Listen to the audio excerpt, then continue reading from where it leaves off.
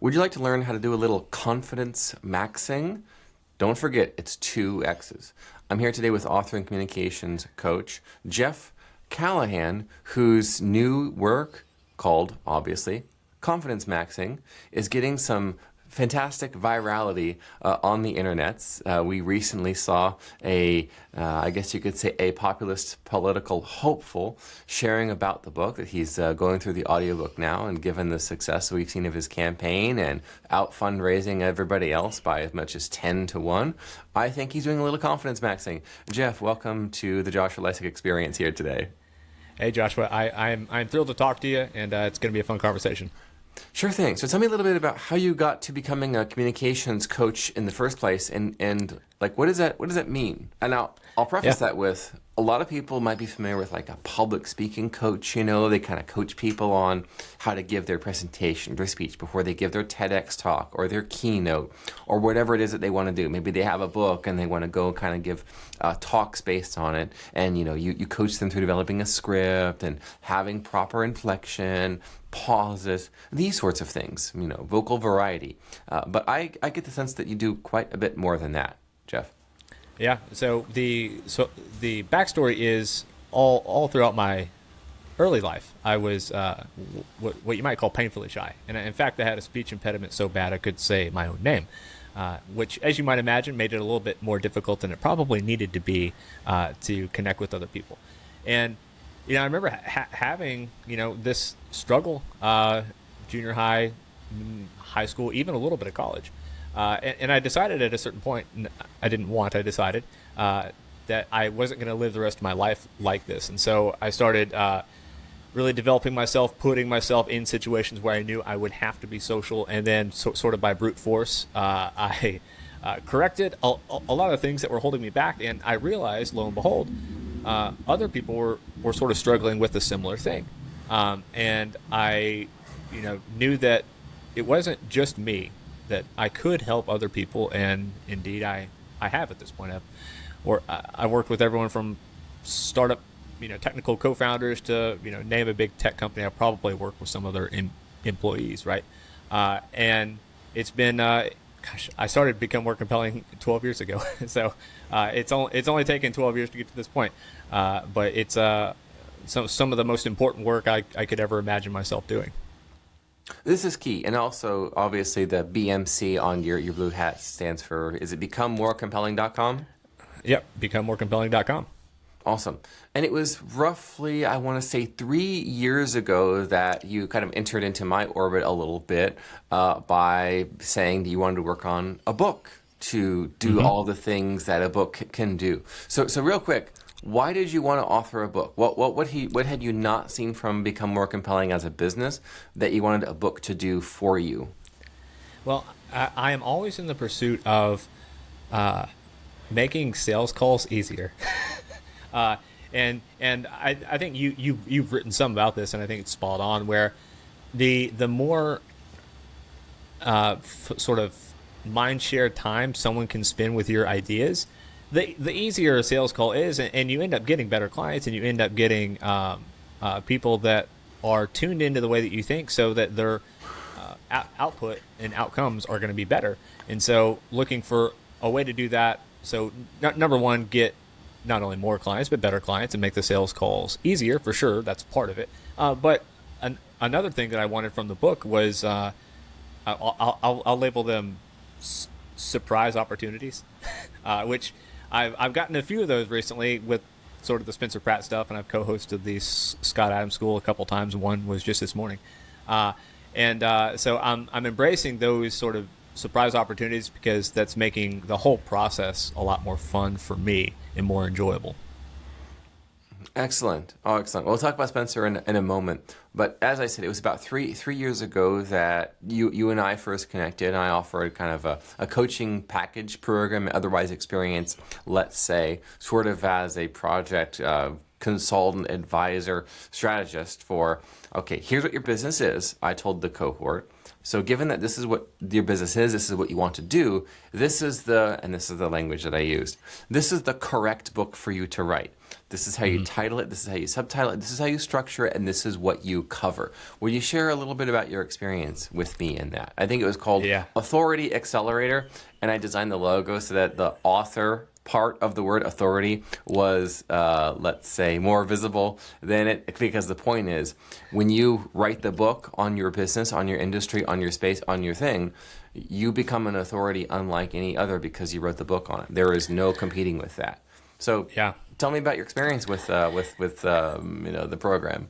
Yeah, I entered into the program mainly looking to sort of cap the, like, if you're doing any kind of large project, and as you know, because you've done like 1,000 books, you really want to cap the potential for downside of spending time doing the wrong thing and focusing on, and like the worst permutation of that is writing the wrong book. My goodness, can you imagine just a more negative outcome, right? And so I joined the program because I wanted to just cap my downside primarily in saying, like, hey, I want to make sure that I'm not just barely off target, or I'm writing the slightly wrong book, or hamstringing myself with the title, or hamstringing myself with the subtitle and the organization and all of that stuff, which you covered and we learned in the cohort of the program really, really well how to dial all that stuff in. And I would say I went into it expecting to cap downside, which is fine, which is good. But I think I emerged from that with like unlimited upside in that, okay, now that you have written sort of the correct book and you've had a really good title, and you end up with a lot of feeling of pride in the work that you've put out. When you look at the work and you say, well, I don't think there's anything I would change from that, because in my view, it's as perfect as it could be within reason. You end up with a feeling of like, I know I wrote the correct book. So then that makes the downstream things that you have to do after you write a book, which is media appearances and talking about it, like it makes all that stuff really easy, because you feel like, oh yes, this is locked in. This is like the perfect book. And more than that, zooming way out, that when you offer the book to someone, like if I'm shipping a book out or someone buys the book, that like they are getting sort of the best of my brain. And it could be that maybe they never become a client. That's fine, because then that goes to legacy and you're helping the world in a profound way. But maybe they read the book and they're like, hey, I would love to work with this person even deeper. Like, that's fine too. So 2 ways to win. Excellent. There's a number of things that I noticed about your promotion of the book that makes the people take the book very seriously. Like, this is a real book. This is not some self-published, thrown together in a weekend, written by AI type job. And of course, the author's pride that they take in their book is key. You, like me, we have the cover of our book, in the background of all of our videos. When I began promoting, where is it? It's around here somewhere. Copy. The book Unhumans. When I began promoting Unhumans, the New York Times bestseller with my co-author Jack Posobiec, one thing we did was regularly insert the book cover into photos, like historical photos for irony, like putting in front of Senator Joseph McCarthy, calling out all the Soviet spies that were in the State Department, which turned out to be true, of course, that we talk about in the book. It wasn't some grand conspiracy. Now, in your case, it's looking at photos of, let's say, success, demonstrations of confidence in history, let's say, like Muhammad Ali after a successful fight, editing in your book, confidence maxing, like he's holding up the book, these types of things. Creating a sort of an experience around the book to associate the book with all these grand victories. I think if I might be putting words in your mouth or maybe on your page when I say this, but if I remember correctly, the working title for your book had originally been the same as your business, Become More Compelling. But I believe I advised you to, because you'd be primarily marketing this book on the internet, to use the language of the internet speak. In that case, those who are terminally online know that the word maxing is used regularly to add it to something that might be regular. And of course, using 2 X's. And because I assumed you'd primarily be marketing this book on X, which is where those of us who are the most online go, who aren't let's say Redditors, and that's a whole demographic and psychographic over there. But confidence maxing made the most sense for where you would be marketing the book. And it's also the result of becoming more compelling. And we found out that, and I think when we did the market research, we noted that other books that were on your same subject they also talked about the external impact of public speaking and other communication skills. The external impact. You'll be captivating. You'll be compelling. You'll be influential. You'll be persuasive to them. But when we talked about the gold, so to speak, of your brand that people really want to spend the big bucks to buy, to work with you, it's not about the external change. It's about the inward transformation. That they go from being a geek, from being a dork, how they perceive themselves, to being maximally confident in every aspect. So it's not about the external factors, because you can't control that.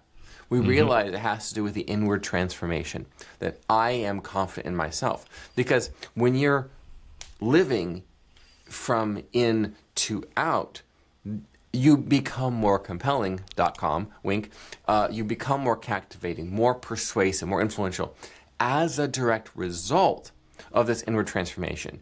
You don't have to memorize scripts, whether it's in dating, like you don't have to memorize pickup lines, you don't have to remember all these things, you don't have to deploy all these sophisticated frameworks, personal, business, career, entrepreneur, W-2 employment.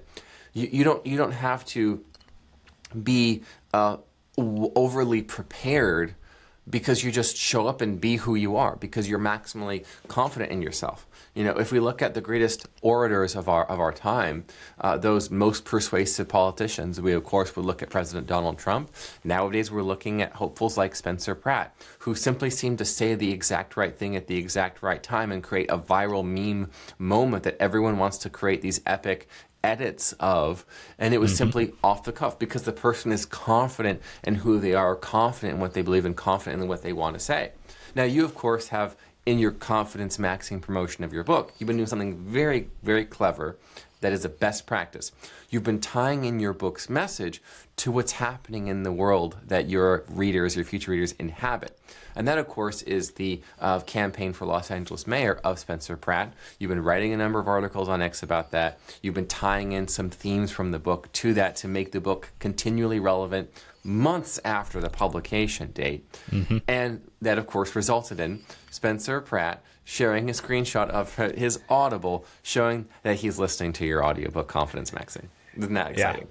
What a wild thing to just have happen on a Saturday night, where I wrote an article. I released part 3 of my Spencer Pratt series, and you know, you release something and you're like, okay, maybe some people like it, and then you get a reply that's, hey, I'm reading your Audible. You know, he posted the screenshot, and I think you'll appreciate this. Even to me, the persuaders will clock. He said, "Energy monster growing," and we understand what that means pretty well. And so when you see stuff like that, you're like, not only is he reading it, he's absorbing some of what I'm talking about, because I've called him an energy monster several times. And so he's starting to internalize the language of persuasion and confidence and all that stuff. And you're like, yes, we are in good hands. You're gaining in your own power. And it's been kind of a wild journey, but that's why you write a book, in part, is because you want sort of these wild card things to happen. And the last point I'll put on this that I think you bring up really, really well, that I've been thinking about a lot lately, is the concept of some sort of tailwind. Like, you write a book on a topic, you need to have some sort of tailwind that you can weave your book's topic into, that ideally is part of the public zeitgeist at whatever point in history you write your book, because that's going to expose your ideas to people that would never potentially run past them. And so some of that is maybe technique, because I saw in Spencer Pratt immediately that I knew I wanted to start writing about him. Part of it's luck, in that the mayoral race just happened to be happening at this point in history. So you have to be open to just new situations that pop up, and you think to yourself, hey, could I weave my ideas into this thing? Yes, and that also can, if you're early enough in that, you can alter the content of the book if it's going to be a longer term trend or issue. That's a big deal. Otherwise, the book is out. Like, now what? Well, tie it into things. You know, there's authors that I've worked with, I've ghostwritten their books, I've done their books, where it'll be 4, 5, 6+ years later, and their book is still getting strong sales. It's still #1 in search results for their terms on Amazon, which is where all books are sold basically nowadays. And one of the key things is because they're still giving interviews, they're still writing about their book, they're still discussing their book in interviews, because whatever's going on in the news that day, whatever the headline is, they'll be able to say something like, "And like I said in my book," or "And that's what I predicted in my book," or, "This is one of the things I've been saying for years, and I wrote about it in my book." It could be 5+, it could be 10+ years later, and you can call forth book sales basically on demand, in my experience and my clients' experience, by tying it into whatever is going on right now. And there were quite a few other people who were part of the cohort here of the Authority Accelerator who did in fact get their books out there, and the vast majority of them, they're consultants, they're services providers, they're professionals in some other way. One of the simplest ways to market your book, I want to talk to you about this here. Some people, they don't create memes, they don't try to create these viral moments, they don't put on the time and effort to advertise their book and therefore their services, wink wink, because when you buy the book, you've now bought into your ideas and potentially working with you. It's much easier to sell someone like that. But other people will simply pick who they want to be clients, they'll pick the CEO, they'll pick the president of the company, and they'll just mail a copy to the C-suite. Compliments of such and such company. I feel like these ideas may be useful to you as you grow and as you scale, something like that. What sort of marketing of your book off of social media have you done so far? Beyond just sending copies, right? So I might send a copy. Usually it's someone who reaches out via email, or in one of the more humorous cases, there was when I started my live show, Confidence Maxing Live, I must have got put on some sort of AI outreach list, and so I was getting 10 or 12 AI outreaches a day, and I would email these people back and be like, "This is AI, you should fire whoever's doing this." And one person wrote back, "Yeah, I will fire them." And then it turned out that they're someone who does stuff with new college students, right? And so that's a very small part of my business, where a parent of a college student might hire me to work with their son or daughter for a little bit, right? And so I sent her a copy of my book, and we're working to get me on her podcast. And this started with an AI pitch to me that was terrible. She's firing that firm, and now I'm we're working out details for me to appear on her podcast. And so there are instances like that just kind of little serendipity, and just constantly being ready with a stable of author copies on your bookshelf. And having all your packaging material ready to go, so you can just send it out, immediately if you need to. Yes, I want to throw a tip to you as a sort of a thank you for coming on today. So near my office, where I work, is my local chamber of commerce, and I drop off maybe once a quarter. I drop off 20, 30 copies of "So Good They Call You a Fake" here over there at the office as giveaways. Now here's the funny thing: at every single function I go to, everyone knows who I am. And they're like, "Joshua, your name is familiar. Oh, you're that guy with that book that I read." And it's I notice people are picking up free copies. They're reading enough of the book to know who I am. And so I'm credible. I'm an authority. I'm the real deal. And they've never actually met me in person. They just picked up one of my copies, compliments of the Chamber of Commerce over there. Now, that's powerful because of the social proof effect. Well, I'll be talking to 2 or 3 other business owners, and one person will mention that, oh, they picked up a copy of the book, and they know who I am. Like, oh, yeah, this guy writes about this, and the other. He's great. The other 2 people who are strangers are no longer strangers. They now come to this guy who's got the book, and then what do they say? Well, I need to get one too. Do you have any copies with you? Well, guess what? So, and then you open your trunk, and you're like, it's all copies of your book, and you're like, well, here you go. Yes. I've even carried my briefcase with me. It's nice. really geek it. I got the 1990s tie, and I carry a 1990s leather briefcase also. Oh, it's perfect. By the way, funny story. It was my mother's briefcase. It's the only possession of hers that survived her, passing and the legacy, and as one does when one passes away, kind of the estate goes whee. Right. And I ended up with a leather briefcase that she carried it everywhere she went in the 1990s when she was in Amway with my father, multi-level marketing. So the kind of the seminar industry, Tony Robbins, that whole world. Who is the other fellow? Brian Tracy. These are names that are familiar to people. Jack Canfield. The Chicken Soup for this whole series. That entire self-help movement as an industry, multi-billion-dollar industry, as far as I can tell, it exists and existed and did well. It's exclusively because of network marketing and the interrelationship, the marketing of the two spaces. And by the way, speaking of authors, Robert Kiyosaki, the author of Rich Dad, Poor Dad, he made his money and made a name for himself by going and speaking at Amway conferences and conventions and workshops, and that's how my parents met Robert back in the day. When it was like almost like a self-published book, basically, in the '90s, and no one had ever heard of him. Fun stuff and fun times. And to bring it full circle, you mentioned the phrase "energy monster," which is what you use, which is what Spencer Pratt used. As far as I know, you got that from Scott Adams, who used that to refer to President Donald Trump as an energy monster back in 2015.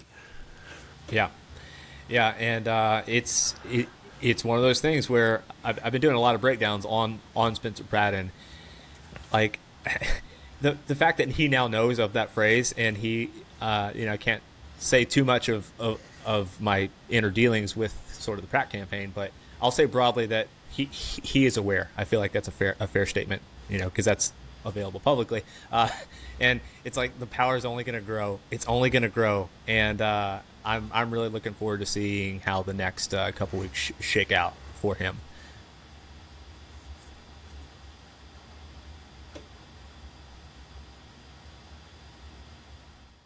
That's wonderful, Jeff. One last question for you. This is kind of a yes/no question, or maybe there's another way that you can answer it. But has your book gotten you clients that you probably wouldn't have gotten without the existence of the book? So it's going on a few months since I published, and I can say yes, in a couple of cases, it's gotten me clients that I probably wouldn't have had access to if I hadn't published the book. And so I would expect that number will only increase with as many eyeballs that are now on the book that weren't on the book just a couple weeks ago. And something else, I think that this is my success advice I give out to everyone. 3 words: impress important people. Impress important people. You know what impresses important people? Being an author, having a book, having the book with a compelling title, compelling cover design, compelling content that does not read like it was written by AI. That's going to get you fire this person who sent this out, who wrote this for you. This is awful. It's obviously AI. So it needs to be like a real human written book. But that's what impresses important people. And you're certainly very impressive to all of the VIPs of our space. I regularly see people sharing your stuff. You're gaining followers and whatnot. So it's like if you want to become someone in any industry, you got to write a book. That's like, what would you call it? You call that an accelerant, to personal brand awareness and authority building, confidence maxing. Okay. I could go on and on. I won't, but I'll button it up with this. So, the writing of the book itself, a lot of people dread that part because they think you may think, oh, I'm not a writer, or it's really going to be difficult. I'm telling you, the writing of my book was the easiest part. And I think in a large way, the reason it was easy is because everything was organized really well on the front end. If it hadn't been organized on the front end, then it would not have been easy. And so going through your program obviously helped with that quite a bit. In my view, the what was harder than writing was editing. And, not so much that it was necessarily difficult. It's just there's a lot of cognitive sort of choices to be made of like, should I do this? Should I do this? Should I cut this out? Working with my editor and stuff like that. But like the actual writing of the book can be fairly easy, and you can take this tip for whoever in your orbit might need it. But something that really helped me stay consistent was not only getting everything aligned really well. I use Scrivener, which has the helpful little bar that gives you your daily goal. I would screenshot this bar and send it to a buddy of mine every single day, and my goal was at least 500 words. Oftentimes I wrote much more than that. But I was too embarrassed. I didn't want to send him a 0. I didn't want to send him a goose egg, and so I was like, I just can't send him a goose egg. And so I wrote 80% of the book in probably a 90-day stretch-ish, somewhere around those time frames, which might seem fast to people. But if that seems fast, I would direct them to you, Joshua, because you write a book before lunch and a book before dinner. At least that's how the legend goes. This is great, Jeff. Thank you so much. For whatever reason, my internet keeps glitching out, and it's like streaming issues. But it is what it is. You take the good with the bad with technology. Thank you so much for joining me today, Jeff. So everyone, go follow at the Jeff Callahan. BecomeMoreCompelling.com. Of course, the book is Confidence Maxing. Get it on Audible if you want to be like our favorite populist candidate right now for LA Mayor, of course, Spencer Pratt. Any last words here for us, Jeff? I'll just say, if you're considering writing a book, I can think of no better guide than Joshua. It's just a no-brainer. Like, just do it. Thank you so much, Jeff. Take care. Yep.